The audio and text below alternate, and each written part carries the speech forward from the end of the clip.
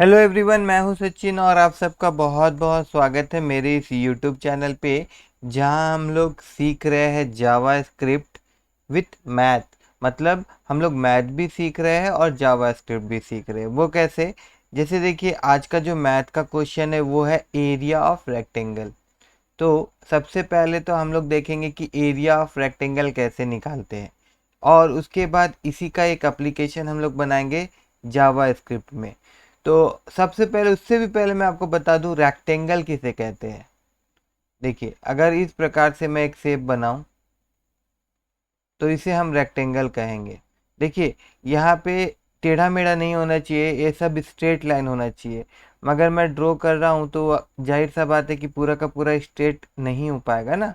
तो एक रेक्टेंगल में क्या होता है कि अपोजिट साइड्स जो होता है वो इक्वल होता है। इस चीज़ को आप समझ के रखिए, अपोजिट साइड्स इक्वल होता है। जैसे इसका अगर मैं नेमिंग कर दूं ए बी सी और डी, ठीक है ना। तो यहाँ पे देखिए, ए बी जो रहेगा वो आपका डी सी के साथ इक्वल होगा, और ए डी जो होगा वो आपका बी सी के साथ इक्वल होगा। और साथ ही साथ ये जो सारा एंगल्स होता है ये आपका 90 डिग्री का होना चाहिए। ये सारा एंगल कितना होना चाहिए? 90 डिग्री होना चाहिए। ओके। ऐसा अगर शेप हम लोग को मिलता है तो उस शेप को हम क्या कहते हैं? रेक्टेंगल कहते हैं। अब रहा सवाल कि रेक्टेंगल का एरिया निकालना। तो एरिया ऑफ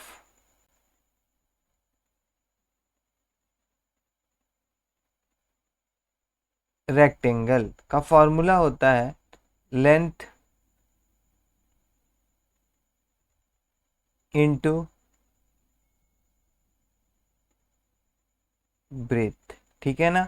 दैट मीन्स हम लोग क्या करेंगे कि इसका लेंथ लेंगे। जैसे कि इसको हम लोग बोल सकते हैं ये इसका लेंथ हो गया और ये इसका ब्रेथ हो गया, ठीक है ना। तो लेंथ और ब्रेथ लिखना होगा हम लोग। तो शॉर्ट में मैं इसको L इंटू बी भी लिख सकता हूँ। अभी मान लीजिए कि इस ये 4 सेंटीमीटर है और ये आपका 2 सेंटीमीटर है। तो अगर इसका एरिया निकालना है तो हम लोग को क्या करना होगा? 4 इंटू 2 करना होगा, ठीक है। 4 इंटू 2 अगर हम लोग कर देंगे तो ये आपका 8 आ जाएगा। और उसके बाद हम लिख सकते हैं कि सेंटीमीटर स्क्वायर, क्योंकि एरिया स्क्वायर में होता है इसीलिए इसका यूनिट सेंटीमीटर स्क्वायर हम लोग लिखेंगे, ठीक है ना। तो अब इसी का एक एप्लीकेशन हम लोग किस में बनाएंगे? जावा स्क्रिप्ट में बनाएंगे।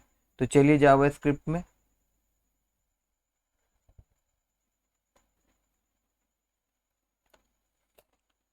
देखिए, यहाँ पे एक फोल्डर मैंने विजुअल स्टूडियो कोड में ओपन करके रखा है, और यहाँ पे फोल्डर का नाम है एरिया ऑफ रेक्टेंगल। यहाँ पे एक फाइल मैं बनाऊंगा, ये HTML फाइल बनाने जा रहा हूँ। इसका नाम मैं दे दूंगा इंडेक्स डॉट HTML। अब देखिए, सबसे पहले हम लोग HTML का कोडिंग कर लेते हैं, उसके बाद फिर जावा स्क्रिप्ट का फाइल बनाऊंगा और मैं उसका कोडिंग करूंगा, ठीक है। तो HTML में क्या चाहिए कि हमको दो ठो टेक्स्ट बॉक्स चाहिए, एक बटन चाहिए और एक div चाहिए आंसर दिखाने के लिए।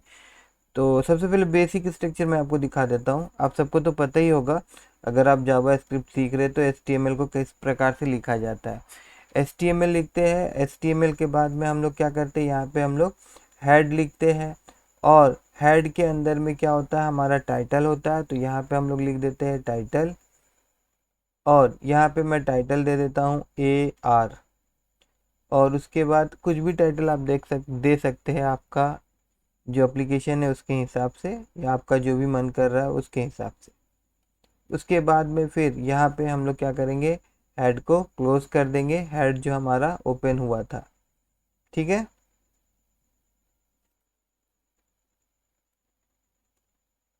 उसके बाद में यहाँ पे हमारा बॉडी स्टार्ट होगा, ठीक है। और नीचे में बॉडी क्लोज करना है।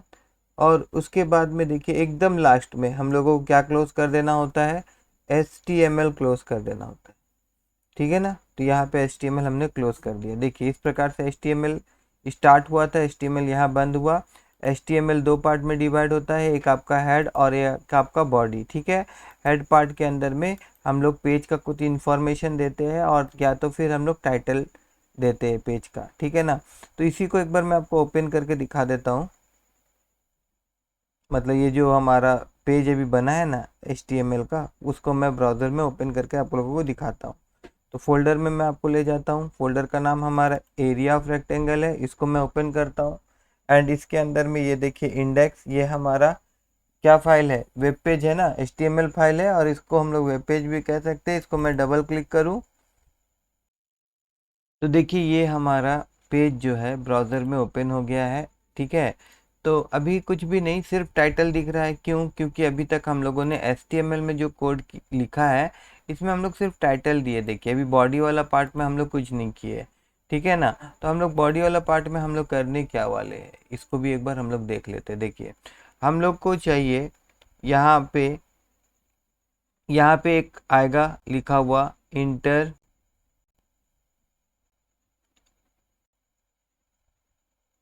लेंथ, LENGHT लेंथ, और उसके बाद एक हम लोगों को चाहिए रहेगा टेक्स्ट बॉक्स। उसके बाद आएगा इंटर ब्रेथ, और उसके बाद आएगा एक टेक्स्ट बॉक्स जहाँ पे यूज़र वैल्यू देगा। ठीक है, उसके नीचे फिर यहाँ पे एक बटन आएगा। ठीक है ना, अब बटन में यहाँ पे आप जो भी लिखना चाहते लिख सकते हैं। जैसे मैं यहाँ पे लिख दूंगा एरिया, और इस पे क्लिक करने पे क्या होगा कि यहाँ पे वो डिस्प्ले करवाना के लिए हम लोग एक तो div लेंगे, एक div एलिमेंट लेंगे जहाँ पे हमारा आंसर डिस्प्ले होगा। ठीक है, तो चलिए हम लोग अब इसको करते हैं कोडिंग में। तो वापस हम लोग आ गए यहाँ पे, और यहाँ पे सबसे पहले मैं क्या करूँगा, यहाँ लिखूँगा इंटर LENGTH लेंथ। ठीक है ना, LENGTH लेंथ, और उसके बाद मेरे को एक क्या चाहिए, टेक्स्ट बॉक्स चाहिए। तो उसके लिए इनपुट टाइप इक्वल टू, यहाँ पे हमको लिखना होगा टेक्स्ट, TEXT टेक्स्ट। ओके, और इसका एक आईडी भी हम लोग देंगे। तो इसका आईडी मैं दे देता हूँ L, it is for length, ये टेक्स्ट बॉक्स लेंथ के लिए है। तो इसका हम लोग एक आईडी दे दिए L। ऐसा कोई ज़रूरी नहीं कि L ही देना है, मगर क्या है कि L देने से हम लोगों को याद रहेगा कि हम लोग लेंथ का जो आईडी था वो L दिए थे। ठीक है, और उसके बाद में देखिए यहाँ पे मैं BR टैग ले रहा हूँ ताकि इसके बाद मेरे को नेक्स्ट लाइन चाहिए, और मैं 2 BR टैग इसलिए दे रहा हूँ ताकि मेरे को थोड़ा स्पेस भी चाहिए। अब यहाँ पे इंटर ब्रेथ लिख देते हैं हम लोग, BREDTH ब्रेथ, और फिर हम लोगों को एक टेक्स्ट बॉक्स चाहिए। तो यहाँ पे इनपुट टाइप इक्वल टू हम लोग लिख देंगे टेक्स्ट, और उसके बाद में फिर यहाँ पे आईडी इक्वल टू, अब ये हम लोग ब्रेथ के लिए लिख रहे हैं तो यहाँ पे हम लोग B लिख देंगे। एंड देन फिर यहाँ पे मैं BR टैग लिख देता हूँ 2 बार, ताकि थोड़ा से स्पेस के साथ में लाइन ब्रेक करेंगे। एंड देन अब देखिए BR मतलब आप इंटर मारते हैं ना जब MS वर्ड करते हैं, तो 2 बार इंटर मारने से ज़्यादा आपको लाइन के बीच में स्पेस दिखता है। उसी प्रकार से आप 2 बार BR लिख देंगे तो आपको ज़्यादा स्पेस दिखेगा, और चाहिए तो 3 बार लिख दीजिएगा। ठीक है ना, अब यहाँ पे एक बटन चाहिए, तो यहाँ पे मैं बटन ले रहा हूँ। तो इसके लिए मैं ऐसे भी लिख सकता हूँ BUTTON बटन, तो ऐसे ही लिख लेता हूँ।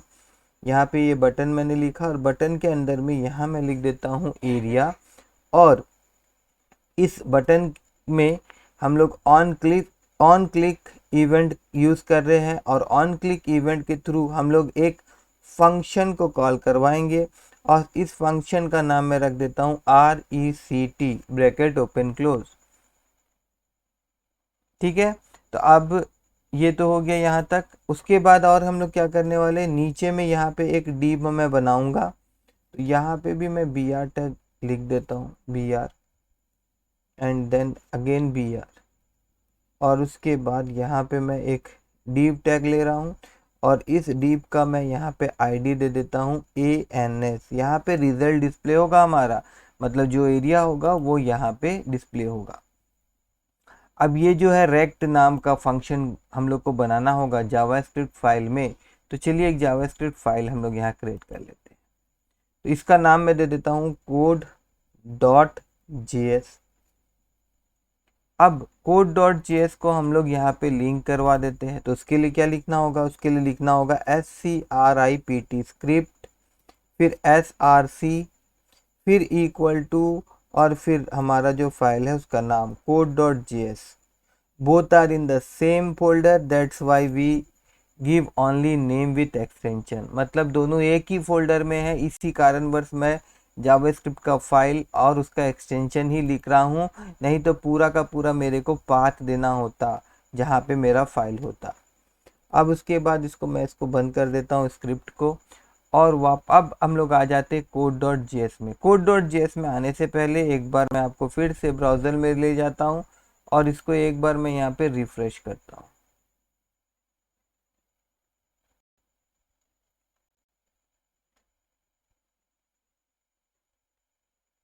देखिए रिफ्रेश करने पे देखिए जैसा मैंने आपको दिखाया था कि एक यहाँ पे लिखा हुआ चाहिए मेरे को इंटर लेंथ, और यहाँ पे एक टेक्स्ट बॉक्स आया ना।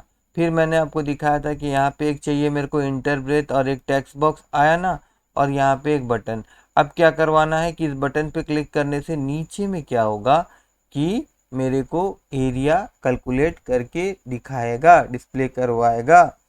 तो चलिए अब वो काम भी हम लोग कर लेते हैं। तो हम लोग code.js में आ जाते हैं, और code.js में सबसे पहले यहाँ पे एक रेगुलर फंक्शन हम लोग बनाएंगे।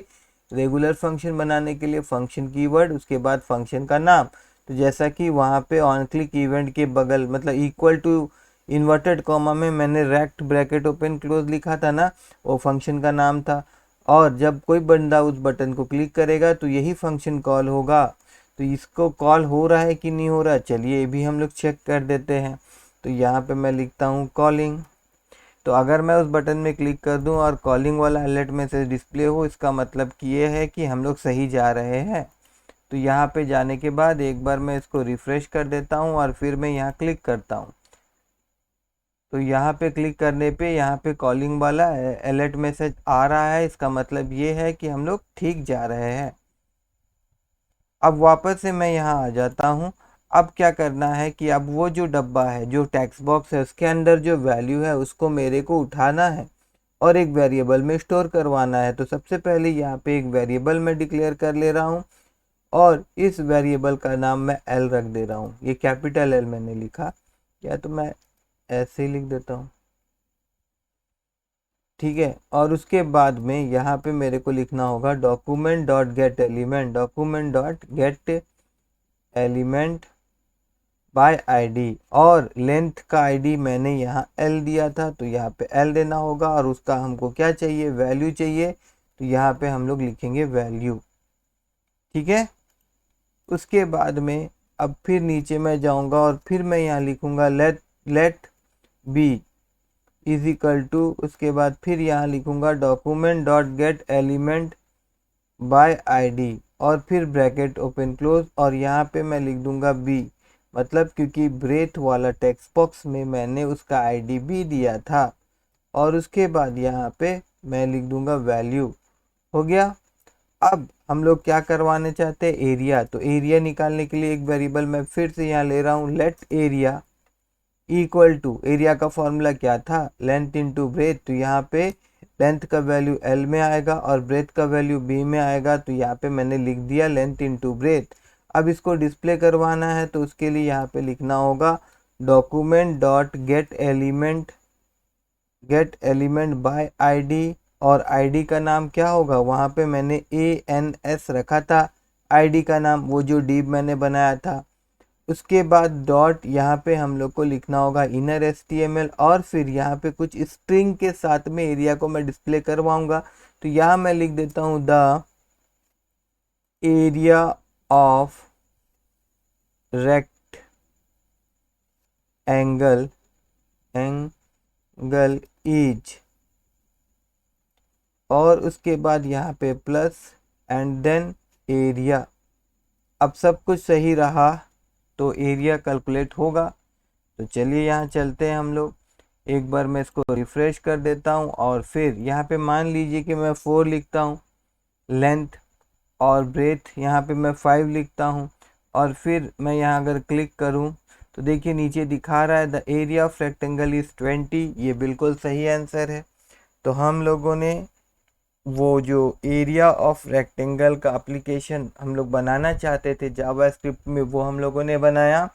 और साथ ही साथ हम लोगों ने मैथ में ये सीखा कि किस प्रकार से हम लोग एक रेक्टेंगल का एरिया निकाल सकते हैं। तो आई होप कि आप सबको ये वीडियो अच्छा लगा होगा। अगर ये वीडियो आप लोगों को अच्छा लगा हो तो मेरे इस वीडियो को लाइक करिएगा और मेरे चैनल को सब्सक्राइब करना मत भूलिएगा।